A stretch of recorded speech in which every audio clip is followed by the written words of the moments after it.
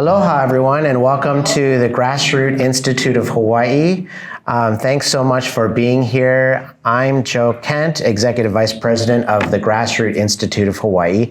And today, this presentation is being recorded for online use on YouTube and in the Akaku Public Access station as well. And today we have a win that we want to talk about at the Grassroots Institute, which is the passage of a bill that will make it a little easier for doctors from certain other states to practice and work in Hawaii. So that's really good because, of course, we have an extreme doctor shortage here in the state. Now, I want to talk a little bit about how that bill actually passed in Hawaii. It was I was there watching on the last day of the legislative session when we had about 15 minutes to spare, and they were about to gavel out of the hearing, and we were saying, wait a minute, they didn't pass the IMLC, Interstate Medical Licensure Compact bill. And we were talking to the legislators, like, go get this. And there was a legislator missing. I think it was Gil Keith Agaran. but so then everyone was like looking for where did he go, and then they finally found him, and I don't know where he was, but they found him, brought him back. They passed the bill with just minutes to spare, and that's how it works down at the legislature. That's what Grassroots Institute deals with, and we're thankfully becoming a bit more influential. So, hip, hip, hooray for that, right? Thank you. Yes, thank you. So this marks one of the first major wins of the Grassroots Institute is like the passage of this bill. And we've also passed a bill that would help lower taxes on businesses in Hawaii at no cost to the state, by the way. And a few other measures. But today we want to talk about the Interstate Medical Licensure Compact. So now that we passed it, what does it do? And we've got two experts today to talk about that. Dr. Elizabeth N. Ignacio is a physician and resident of Maui, and she practices throughout the state. She's a fellow of the American College of Radiology and the Society of Interventional Radiology, and she is the statewide interventional radiologist and president-elect of the Hawaii Medical Association. And she's long campaigned for tax and regulatory reform to help improve access to healthcare in Hawaii. And we also have Marshall Smith, who is the executive director for the Interstate Medical Licensure Compact Commission, which is the national organization that's central to the new law. So first, we're going to hear from Elizabeth about what the state is in Hawaii when it comes to the doctor shortage. And then we'll hear from Marshall, and he'll talk about what this means. And then we'll have about 30 minutes of Q&A at the end. So if you've got questions, then we'll come around with a microphone. So let's welcome today Dr. Elizabeth Ignacio.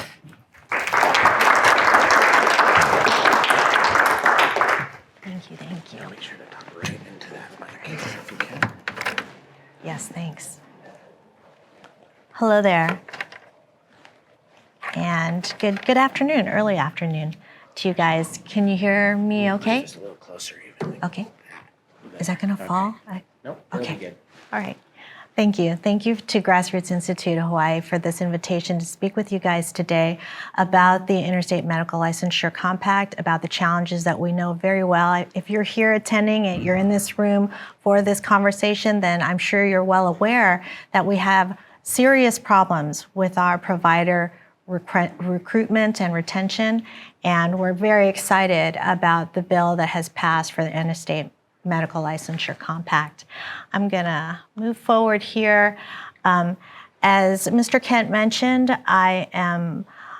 I'm serving for the Hawaii Medical Association, presently as their chair of public policy. I have a lot of experience with the legislative work in our state related to healthcare, and I am now the president-elect of the Statewide Medical Association. And We represent the physicians of Hawaii, and this was our list of our legislative priorities that we were addressing this 2023 session. Sorry about there's some formatting issues with my document there. But to highlight some of those priorities, that included addressing the access issues. Sorry, thank you.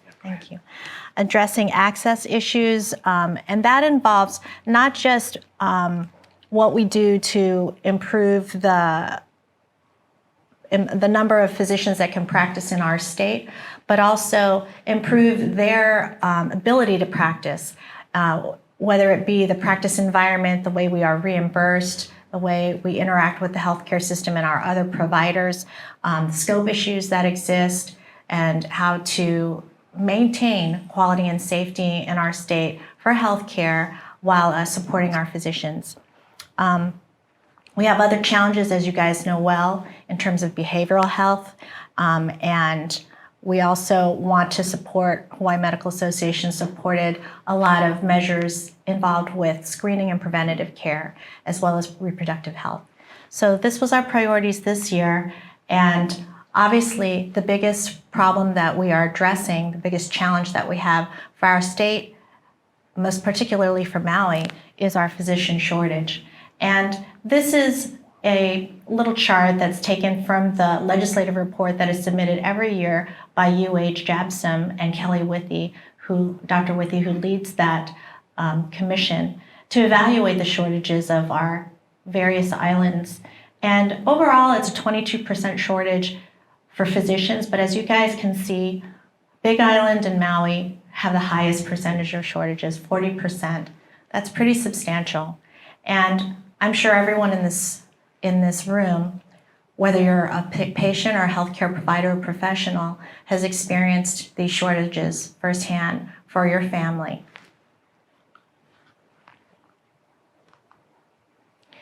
SB 674, that's the number of the IMLC Compact bill that was passed. It was signed by Governor Green in June, and July, we are slowly onboarding and beginning the process for this transition for Interstate Medical Licensure Compact. And we're all very excited. Physicians were on the edge of our seats as the legislative session was closing, conference session was in place, and everyone was trying to pass this through. Just so you understand, the bill that went through, the wording had to be solid and unchanged, completely unamended, because it is language in that bill that is used for the other states as well. So we weren't able to Hawaii we didn't want this clause in here, or we want to do some wordsmithing or, make any substantive changes, because if we did, then that automatically would pull us out of eligibility for being a part of the Medical Licensure Compact. So there was a lot of advocacy that went into this from the health systems, from HBH, Queens, a lot of the organized medicine groups, including HMA. We really appreciate Grassroots Institute and their hard work as well. We all were meeting with our leaders, with our representatives and senators, raising awareness and talking about the impacts of the IMLC, the potential positive impacts. So we were very excited, but on the edge of our seat near the end there when it was passed through. So I have some questions here just to start the conversation on what we want to talk about for you guys today. But of course, we welcome all your questions and comments. And these, as I've already spoken to Marshall Smith about, are some of the common concerns and questions that have come up to me. And it includes, why do states even have differences in the professional licensure requirements? Shouldn't we all have the same kinds of standards? Then also, what are the risks to our state of the IMLC for quality and safety? How will it change? Should providers apply for the IMLC so that they can provide telehealth everywhere else? Is that going to drain our resources here? Because everybody else will be, maybe they won't want to practice here. Maybe they'll be like, we want to go to California, other places. So these are concerns that have come up from both of our patients and our provider groups as this discussion has moved forward. I will be able to address any questions or concerns regarding how this impacts our telehealth world. Those are ever-evolving regulations for all the states, but it has been, through the pandemic, there was this explosion of telehealth. There were challenges of licensure that were met because we had all these emergency proclamations in place that sort of allowed other physicians to help us in the mainland and provide care here, as well as nurses, other healthcare professionals. But then, now that we are post-pandemic, we are bringing back a lot of those restrictions. And telehealth still is a giant that we want to make sure we control, that we still are very careful about how that provides care for our citizens here in Hawaii. There's different ways that we can accomplish that, different models that different states are using that we can go over in the discussion, and how IMLC may help with that integration of telehealth. And before I am done, I just want to say that I'm really proud that for the IMLC in particularly, we had a lot of voices working together in the physician world who supported this, including professional organizations like the ACOG chapter, that's the OBGYN chapter, the physicians of psychiatry, the Ahui Onakalka, which is our Native Hawaiian physicians, our radiology physicians, all our specialists. A lot of us all were trying very hard to work together to make sure we had a lot of support for this and other bills to address the very complex and real problems with the shortage, the physician shortage here in Hawaii. I also am prepared to chat about any of the other solutions that exist out there to address physician retention and recruitment, but I'm going to stop here and we're going to let Marshall come on. Great, yeah, thank you. Thanks, Elizabeth. And now let's welcome Marshall Smith. Yes, come on up here. Let's give him a round of applause too. Let me get your PowerPoint up. So while we're getting the slide set up, my name is Marshall Smith, and I am the Executive Director with the Interstate Medical Licensure Compact Commission. We are happy to be in Hawaii, and I will start this off just as kind of a general tone-setting thing. Is the compact itself provides a lot of solutions to physicians, to hospitals, the opportunity for patients, but those opportunities are solved by your local entity, the medical association, the hospital association, the local hospital, your medical board here in Hawaii. They will be taking the compact and the processes that we are offering and then finding the solutions that work for Hawaii.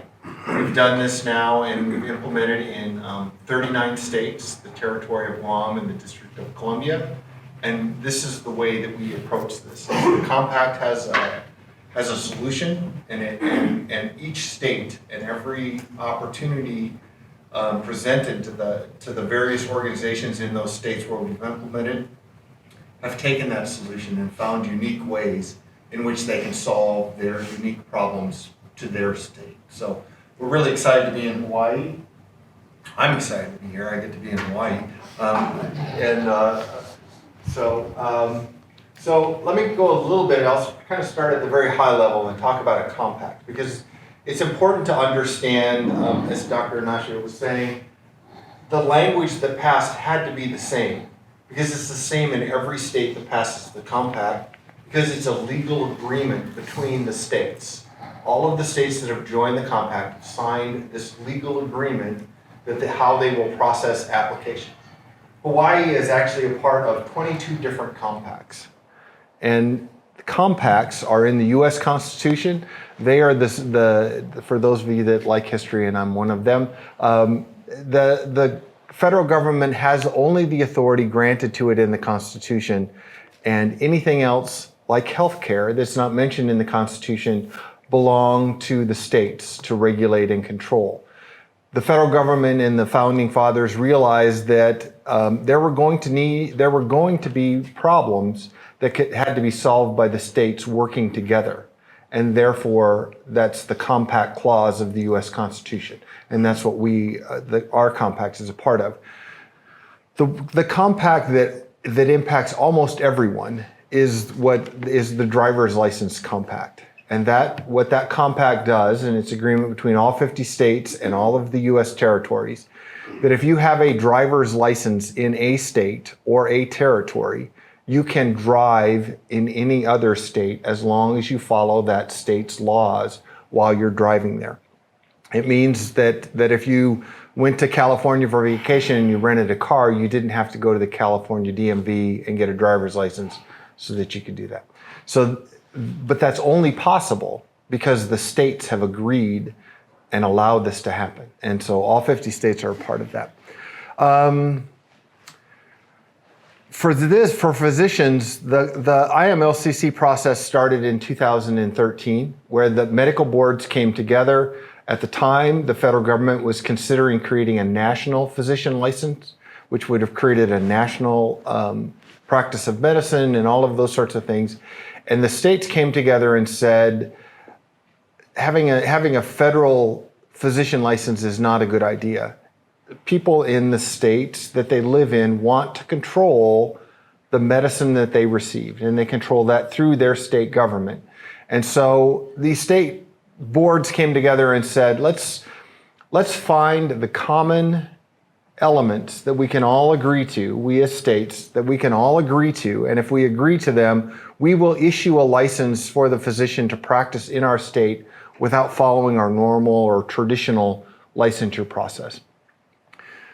The primary source, which I highlighted there, verified, is so the information that is used as part of the compact process means that it's come from the primary source. In other words, a physician who has graduated from a medical school, we don't rely on the physician saying, hey, I graduated from this medical school. We get a transcript from the primary source, from that medical school. They tell us that information. We know that about their board certification. We know that about the disciplinary history. We know that about the FBI background check.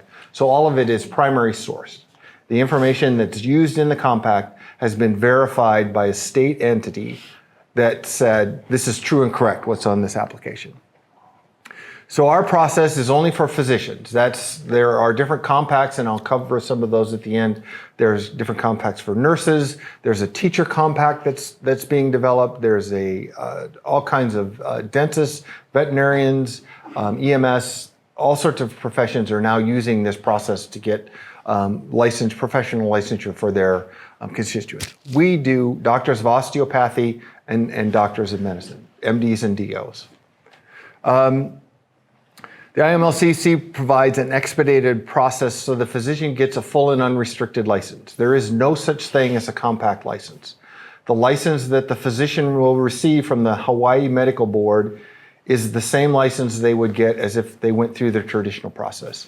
And the way that the example or the explanation, kind of how I explain how that works, is if you go to the airport, everybody has to go through the x-ray machine. To get onto your airplane, you have to go through the x-ray machine. You have to have a license issued by the state to practice medicine in that state. In the airport, you can do the TSA pre and go quicker, or you can follow the traditional route. Either one gets you to the x-ray machine. Either one is a legitimate decision for you to make. The compact works the same way. We have an expedited way that physicians can get to the licensure process. On average, a physician can get licensed in get their licenses in 7 to 10 days after they've completed the process. The process to get qualified takes about 45 days, but once they're qualified, they can get licenses from as many states as they want a license and that they will pay for within 7 to 10 days. Compare that to a traditional process for getting a license. Most states, it takes between 3 and 6 months to get a license issued from application to actual license in their pocket. That varies greatly. I know the Hawaii Medical Board does a very good job, and they're working on expediting their own internal traditional process. But it still takes a long time to be able to do that because they've got to get all those documents from the primary source. So the compact itself, we are what's called a governmental instrumentality, and I like throwing that around because it makes me seem like I know what I'm talking about. But a governmental instrumentality, what that means is when Hawaii passed the bill, the compact became a part of your state government. We do not have police authority, which means we can't enforce against any individual our processes. We can enforce them against the state because they are party to the compact and therefore are obligated to follow our rules.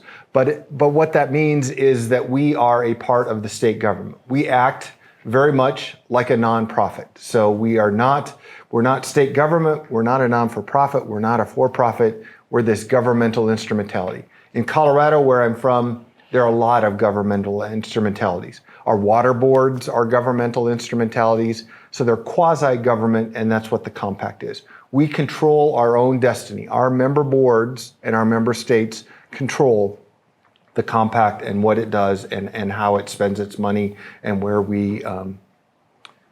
they let their executive director come and talk. So all of these things are controlled by the compact itself. There is no outside source that tells us how to run the compact. We became a legal organization in 2015, and we actually started processing applications in 2017. I started as the executive director. I'm the first and only executive director of the compact. When we started, we thought, wow, this is an incredible thing, and it's taken off. And we were processing 75 applications a month, thinking, this is incredible. It'll never get better than this. Currently, we're processing 2,000 applications a week. So we have grown. It's an important process by which physicians can get licensed, and it is beneficial to physicians, to patients, to hospitals, and to states.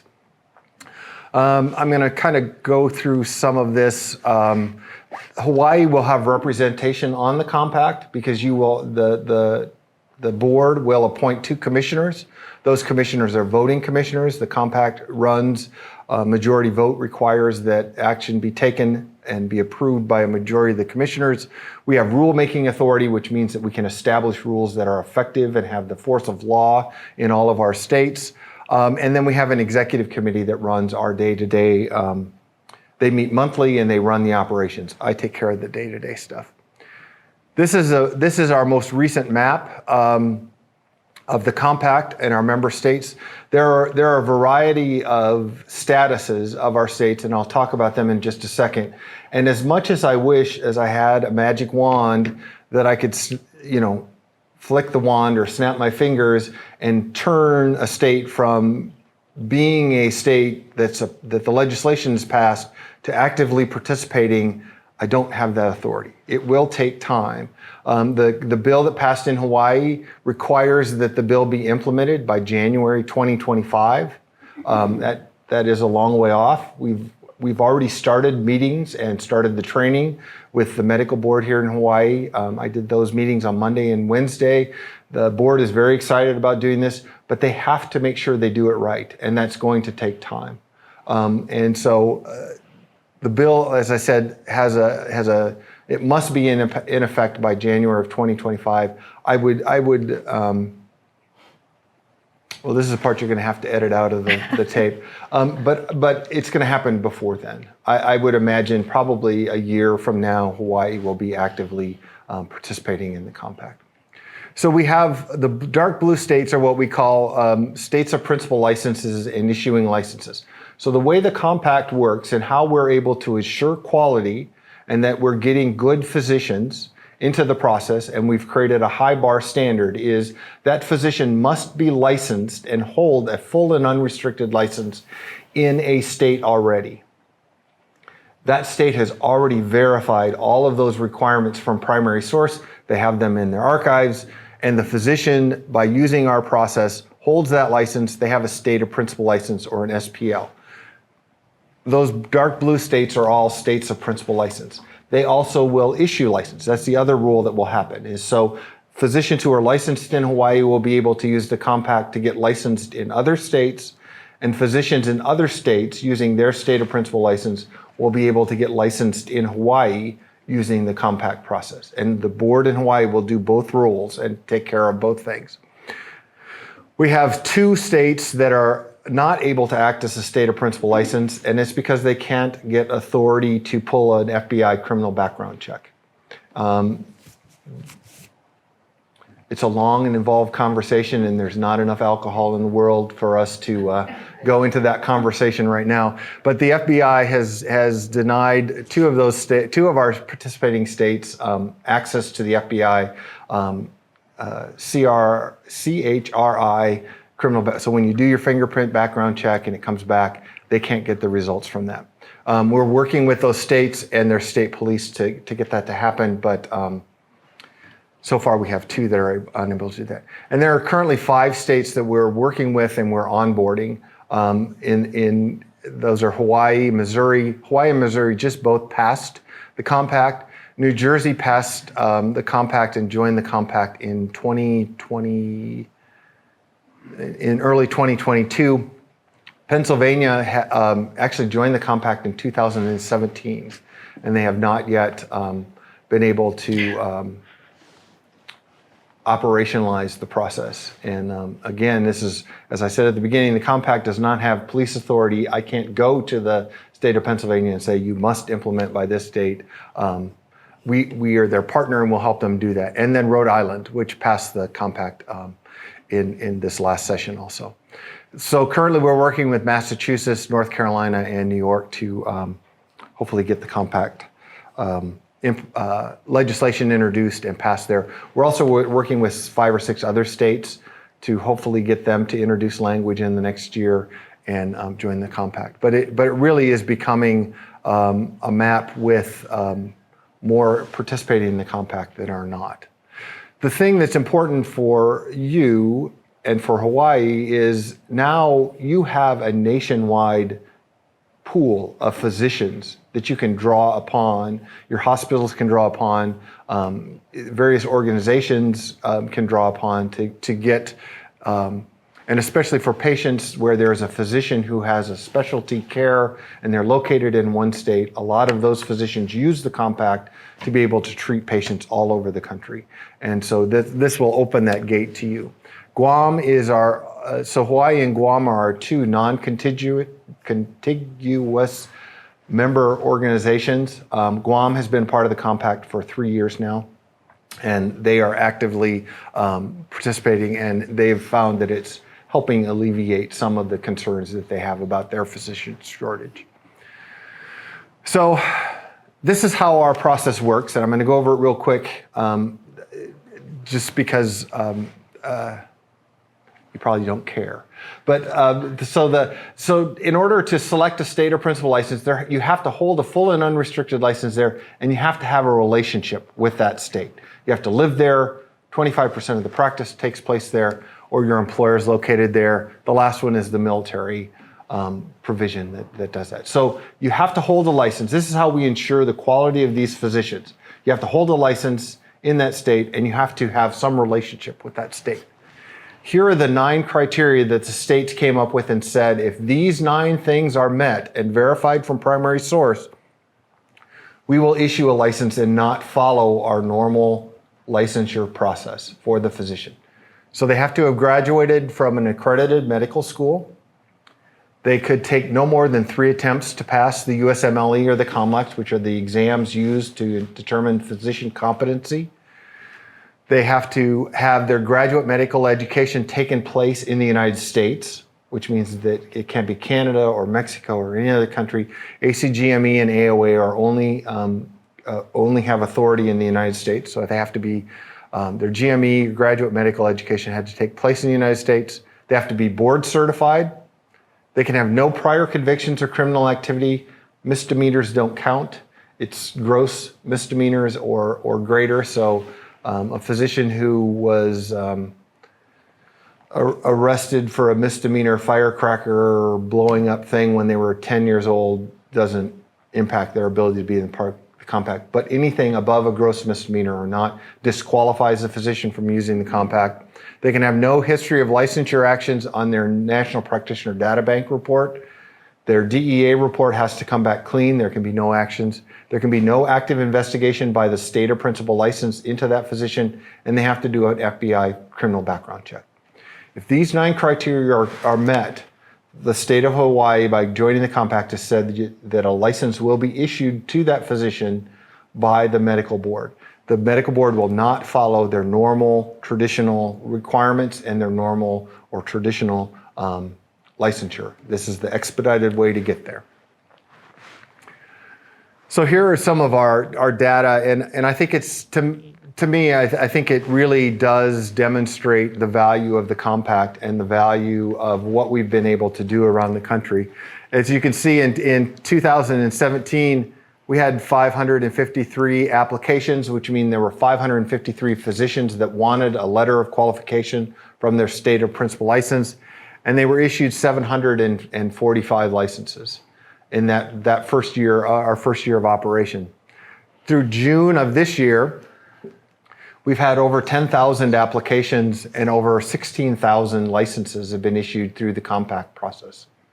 We have over 16,000 physicians that use the compact to get licenses and to be able to practice. We were concerned when we first started this that what we were going to end up as physicians were going to get their licenses, then move somewhere, and then let their other licenses lapse. What we found is that physicians are renewing over 95% of the licenses they get. So these physicians are getting these licenses and they're keeping them and they're continuing to use them and where they can have the most impact. We know that it's about 45% of the physicians that get licenses through the compact obtain those licenses so they can provide services in rural and underserved areas. So there's a high percentage of the physicians who use the compact to be able to provide that level of service to patients. The other thing is COVID. We were the right solution in the right place at a very, very horrible time. As you can see, before COVID hit, it was about a 1-to-1 ratio. The number of applications we were receiving, physicians were getting 1 to 2 licenses. COVID hit, and it almost doubled, and then the second wave of COVID, it doubled again. So we've been able to do that. We have all kinds of really great stories of where we've been able to help. My favorite one was there was a hospital in North Dakota that was going to have to shut its doors because its physician population contracted COVID and they had no physicians to come into their hospital, and it was a remote part of North Dakota. We worked with the Montana board, the Colorado Medical Board, the Wyoming Medical Board, and the South Dakota board. We got those physicians licensed and they were able to keep the hospital open and staffed, and we were able to do that in less than a week. And that was something I'm very proud of, that what we were able to do and accomplish. So what does Hawaii being a part of the compact really mean to individuals and to physicians? One is it means that what you're getting is a high bar physician. These are board certified physicians with no discipline. When I worked at the Colorado Medical Board, I was the executive director there. We used to call these the squeaky clean applications. There really is, this is a good physician who's practiced well and is able to do their job well. And so you're getting highly qualified physicians. You're not getting a less than highly qualified physician. I think that's the nice way to say that. The other part that I would point out is, so as I said, we have over 16,000 physicians that are using the compact. 28 physicians have ended up being disciplined. So once they started the compact process, some adverse action incident took place and they were disciplined. So there's 28 physicians that have lost their ability. They lost all of their licenses they obtained through the compact, and they are no longer eligible to participate in the compact. They must follow the traditional process for all of the states where they want to get licenses to practice. So when you receive your treatment in Hawaii, your care is covered by the Hawaii Medical Practice Act. So if you're receiving telemedicine services from a physician physically located in Colorado that's treating you here in Hawaii, that physician must be licensed in Hawaii and they must follow the Hawaii Medical Practice Act. And that's an important thing. That means if you have an issue or a concern or an adverse event takes place, you can go to the Hawaii Medical Board, look that physician up and follow the complaint or those processes there. It's not done in Colorado where the physician is physically located. It's done where their license is held and it complies with the Practice Act of that state. So Hawaii, the care you're receiving from a physician who gets a license through the compact process is following the Hawaii Medical Practice Act.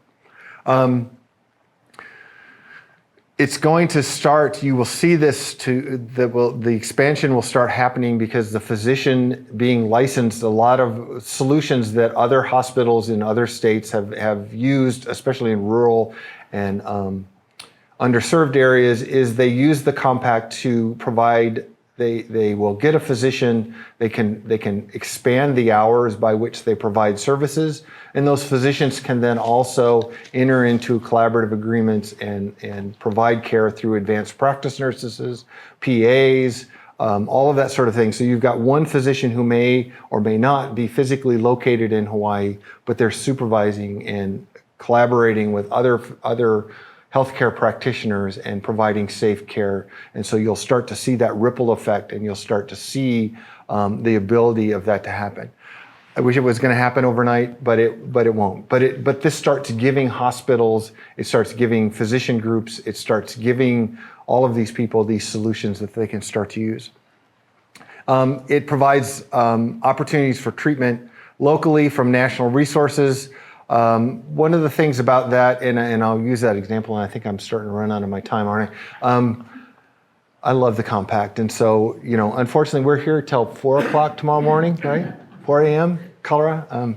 So one of the things that happened, and it was one of those opportunities that one of our member board hospitals found and started, and is now starting to catch on. MD Anderson is a National Cancer Treatment Center in Houston, Texas. Before, if you were receiving care at MD Anderson, what you did is you flew, if you didn't live in Houston, you flew there for your pre-treatment care. You may go back 2 or 3 times for that. You went there for your care and the procedure that you had to take place, and then you came back there 2 or 3 times post-treatment. What MD Anderson did was they created they changed the way in which they provide care to patients. The physician can determine, and again, it's safe for the patient. But what they do is, if you're in Hawaii and you're receiving care and treatment at MD Anderson, there is an option to where you can go to your local physician's office and do your pre and post care in that physician's office, because the physician at MD Anderson is going to be licensed in Hawaii, and they can consult directly with your physician in the office here in Hawaii. And so it cuts down on your travel time, it cuts down on expenses that you have. It also is cut down on the costs that MD Anderson has for as their process. So telemedicine will be happening. One of the advantages to the compact about is that it is a full and unrestricted license. It isn't a telemedicine license. It isn't anything like that. And so it helps physicians because they're getting the full license. And you know that even if you're getting telemedicine care, you're still getting care from a fully licensed physician. I better end. All right. So let me, real quick, there are other healthcare compacts, and those are coming here to Hawaii, and they will be being introduced, but there are all kinds of those. And with that, That's good. Yeah, thank you. Okay, let's have a round of applause again. Thank you. Okay, just for the sake of getting some Q&A in to learn more about this, I have a few questions, and if you've got questions, we'll come around with a microphone as well. But thank you for enlightening us on this process. Elizabeth, you have a mic there too, right? Okay, good. Okay, well, I have a question about telehealth. You said at the end that this doesn't really change how telehealth works in Hawaii. Is that right, Marshall? Is that going? You might have to hold it down. I think mine's on. Yes. So what it does is that the Practice Act that Hawaii puts in place with regards to telemedicine applies to all physicians. And so it will have the same impact. It will have an impact, but it has the same impact to the physicians, whether they are licensed traditionally or through the compact. Does that make sense? So it's in a sense, telehealth laws that are passed in Hawaii apply to all physicians equally. Does that make sense? So if I am in Hawaii and I am wanting to see a doctor on the mainland, but they're not licensed in Hawaii, then am I able to but they are licensed under the IMLC, then am I able to see them via telehealth? But if they're not licensed under the IMLC, then I presumably can't. So the key there is there are two key parts to that. So the physician must be licensed where the patient is receiving the care. So if you're in Hawaii and you're receiving care here in Hawaii, the physician has to be licensed here in Hawaii. If you're going to California, California is not a part of the compact. So let's use Washington. And I'm from the Midwest, and there is an R in that word. So let's say let's say you go to Seattle. You're now receiving your care via Seattle, so that physician must be licensed in Washington. Okay? If your physician is physically located in Washington and you are receiving care via telehealth here in Hawaii, you're located in Hawaii, that physician has to be licensed in Hawaii. I see. Elizabeth, you mentioned before about the Governor Ige during the pandemic era having to lift the rules to allow for nurses and doctors from the mainland to come here. Can you talk a little bit more about what that actually looked like and how that helped, and if there were any problems or anything like that? I think this is working, yeah. So I think we all remember that when the pandemic happened in 2020, we already were suffering with provider shortages here in Hawaii in our state, especially in the neighbor islands, Maui, Big Island, and Kauai. And then with the pandemic, you were getting our patients were getting sick, but also our providers were getting sick too. And so there were such severe shortages and a lot unknown in terms of what kind of exposures we were going through. Like, we're taking care of patients in the inpatient setting or even the clinic, and you're like, how do I handle my home life? Do I go home and stuff? So that really curtailed hours and offerings for providers. So as you guys may recall, we had already been short about 700 physician providers in our state. But even our nursing providers, our nurses in our inpatient facilities and stuff were short. And so when Governor Ige lifted those restrictions on licensure, they weren't saying, okay, now everybody go crazy and come over here and there's no quality control. But they were saying that, we'll do our best to have some reciprocity of licensure, like, so you're already functioning in other states and you have proof of your licensure in another state. We'll recognize that for now and we'll let you come over here and help us because we really need our help. And as you guys may recall, for the last probably a good 8 or 10 months of 2021, most of 2020 and 2021, we had 600 to 800 providers coming over, nurses and doctors to come help us with our provider shortages. Presently, it's about 800 providers short for physicians for our state. That's a general term, and that's not even accounting for the fact that where our deficits are for our specialties, for example, because you might know that, for example, here in Hawaii or here in Maui, we have a real shortage of OBGYN. Here, we have a real shortage for allergists, rheumatologists in our county. So we talk about these general shortages of providers, but what do you do if you have a really bad, if you have a complicated pregnancy going on and you live here in our county and there's no one to see? Do you fly somewhere? So the realities of those shortages, we can talk about the numbers, but during the pandemic, they were substantial and they were definitely worse than then. So we were excited. We were glad, okay, we're going to lift these restrictions for now. All these people are going to come help us. But then we have to come back to some baseline of quality and safety, and we can't just do emergency proclamations forever. So it is a good thing that we reinstated quality and safety measures of our licensure so that we could protect our citizens and have good quality and safety in our healthcare.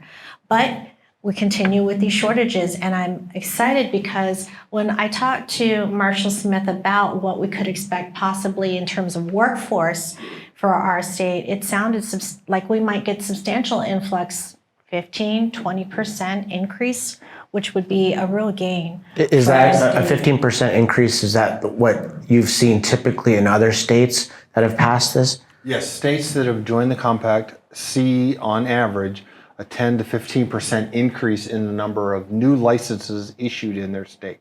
So if they're issuing 100, they join the compact, they're now issuing 110. Let's go to the audience if there's any questions. Yes, right here, Sheila. Sean has a mic right there. Yep. Thank you so much, Marshall and Elizabeth, for being here today. I appreciate you and the information you're sharing with us. So I have a question. Do all states have the same criteria for determining how many doctors are needed? And how is that determined here in Hawaii? Every year, the University of Hawaii Jasmine School of Medicine issues a legislative report that's submitted to the legislature to let them know the status of our physician shortage, right? The modeling that they use to establish demand in our state is a very complex one, and I won't pretend to understand all the factors that go into it, but they use a model that is generated for, similar to what other states use. It has to do with not just like how many people in your state are above the age of 65, for example, or how many people have diabetes. It also has to do with other known risk factors for cultural and ethnic issues in your state, which may be different for Texas or California or New York.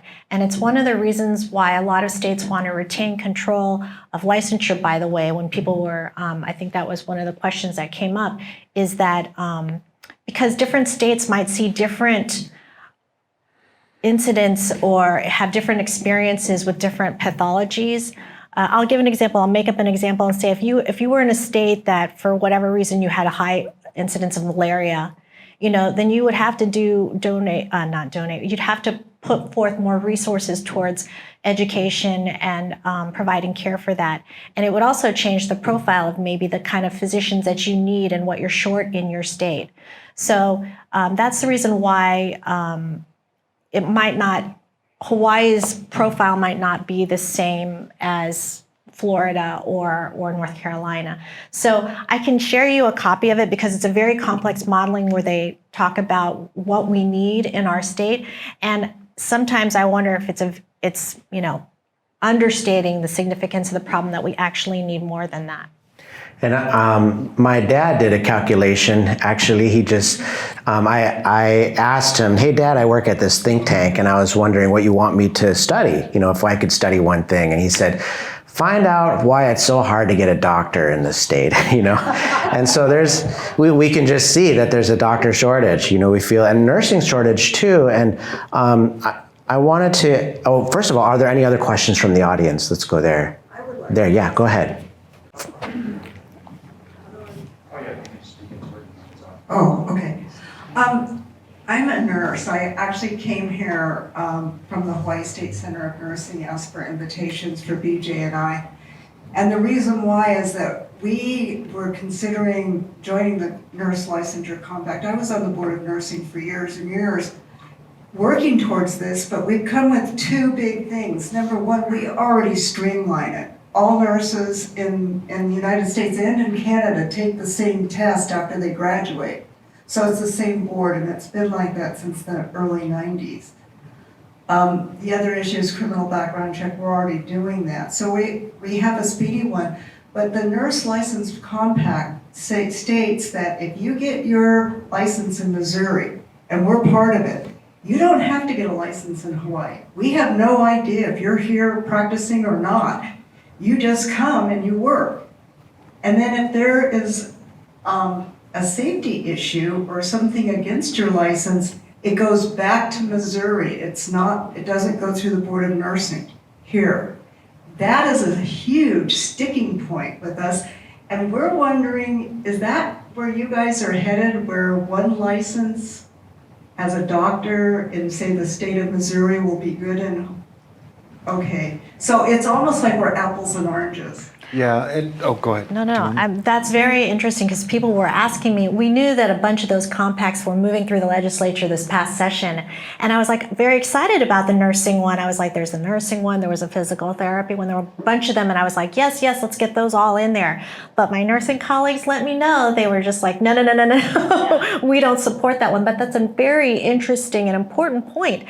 I don't think that we're trending towards that in terms of a national licensure. That was a movement prior, but you want the states to maintain their policing and their authority to control safety issues and quality issues. Yeah, absolutely. That's why we're here. And it's good to hear that you have figured a model out that works better. And if that's the model that we had from the National Council of State Boards for Nursing, we could agree with it, but we don't have that. So thank you for being here, and thanks to the grassroots people for having it. So, and I have it at the top of the slide too, but so the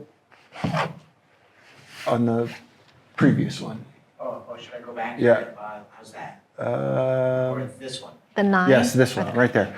So there are, in a sense, two models that take place with regards to compacts.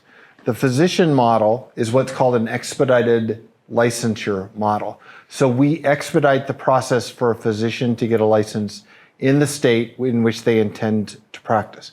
And where compacts that, there are, where the compact value comes to the practitioner, whether it's a nurse or a physician, is there's a single place in which you can do that. So yes, Hawaii has and I would imagine that you do have a very quick turnaround time for nurses and for physicians, and you have an effective process.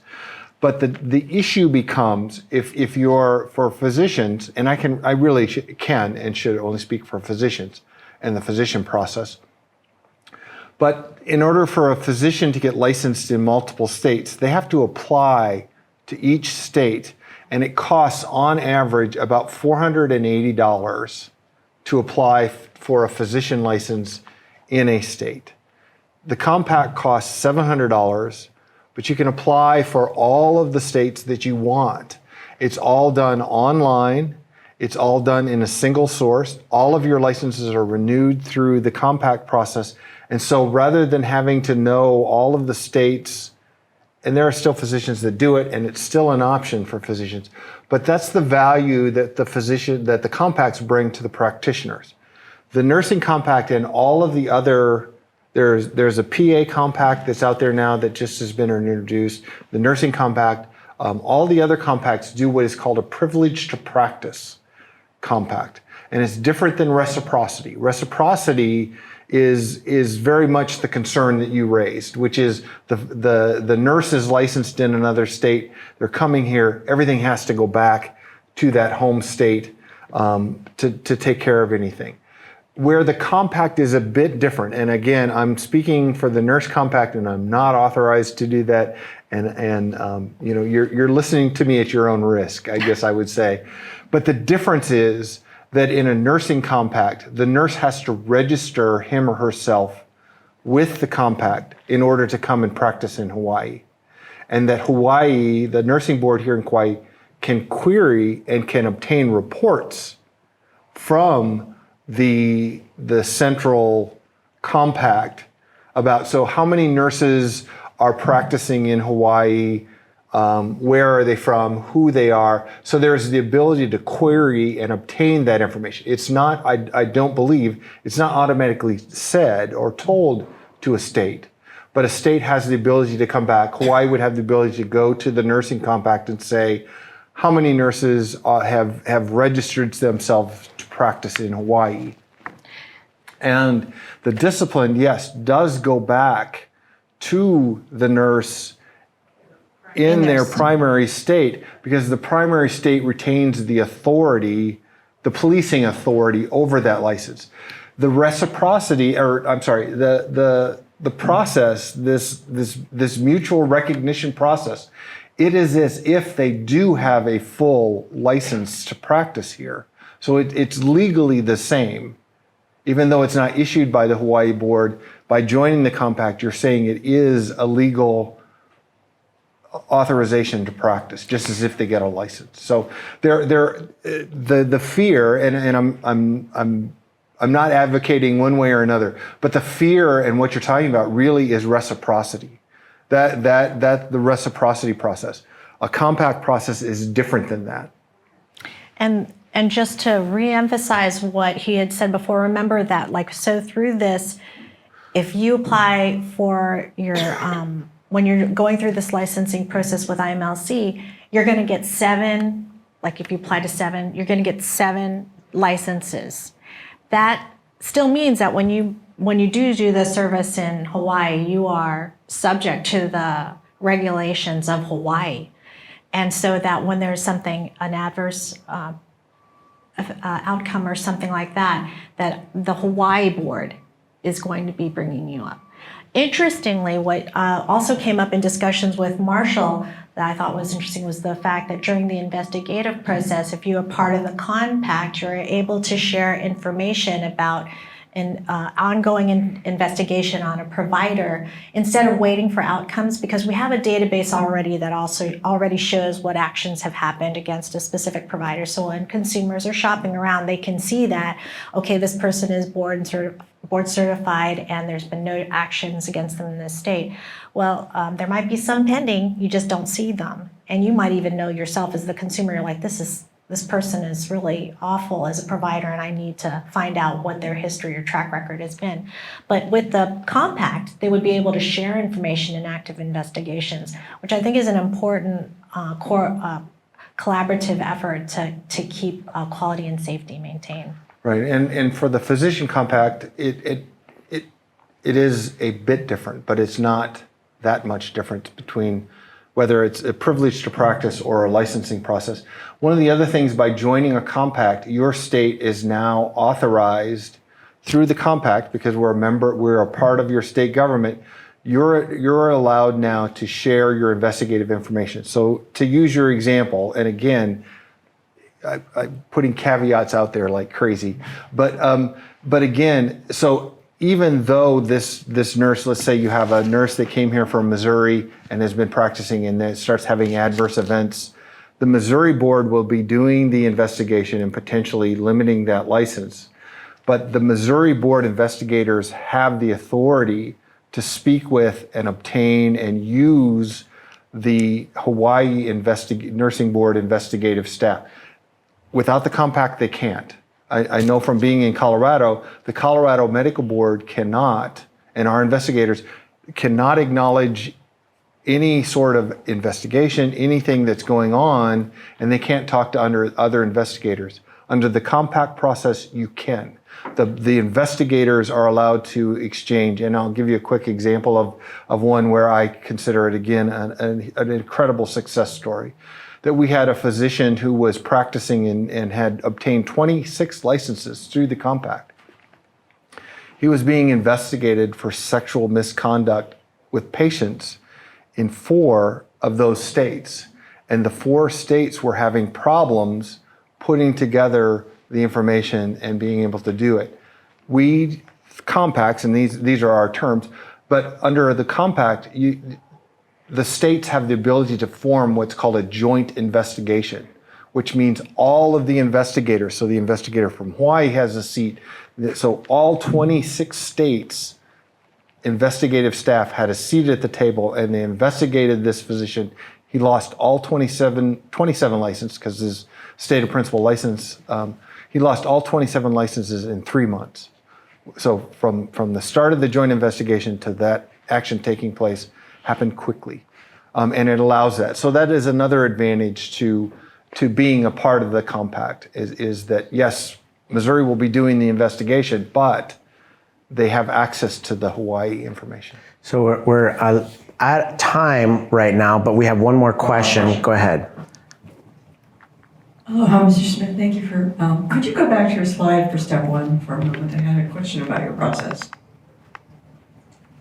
Yes. So I'm a Hawaii licensed physician. My principal residence is in Hawaii, and I'm an independent contractor, so I'm in my second career as a physician. I've been approached by telemedicine companies, and if I'm not actively practicing in Hawaii and I'm doing telemedicine in these other states, could I even go through the IMLC? So yes, if you're located in Hawaii, you don't meet the first bullet. You're not going to qualify for this one because you're not Hawaii has not yet operationalized the compact. Okay. If 25% of your practice, so let's say you're doing telemedicine in Hawaii, or let's say you're practicing in Hawaii, Washington, Colorado, and a third of your practice takes place in all three of those states, you can select Washington or Colorado to be your state of principal license. The other thing is that your employer is located in the state of principal license. So if your telemedicine company is located in Colorado, then they are your employer. They're authorizing you to practice medicine. They can act as Colorado could be your state of principal license. Yes, I'm an independent contractor. An employer is, yes, so we defined employer, so yes, you would be able to. That's the short answer to that.